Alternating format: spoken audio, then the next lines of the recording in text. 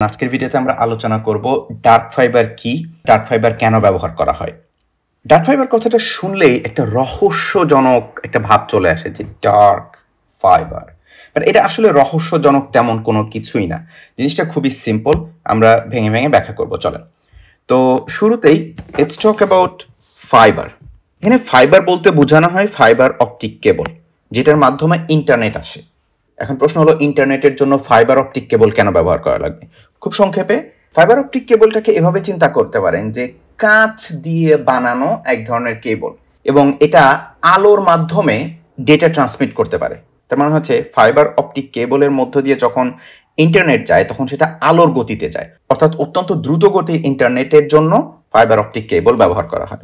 So যখন এই fibre optic কেবলের মধ্য দিয়ে ইন্টারনেট প্রবাহিত হয় তখন সেটা আলোকিত হয়ে যায়, কারণ এটা আলোর মাধ্যমে ইন্টারনেট ট্রান্সমিট করে।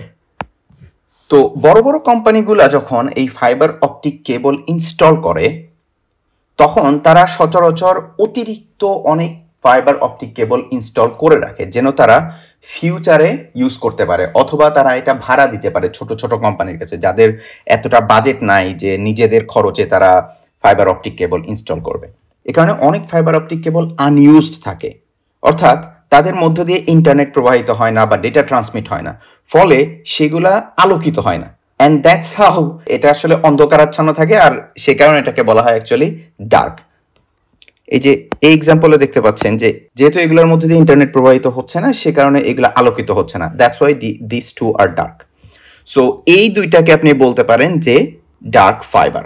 সো নেক্সট টাইম আপনি যখনই শুনবেন ডার্ক ফাইবার, তখন এটা চিন্তা করার দরকার নাই যে এটা রহস্যজনক কোনো কিছু, বরঞ্চ এটা just unused fibre optic cable. That's it.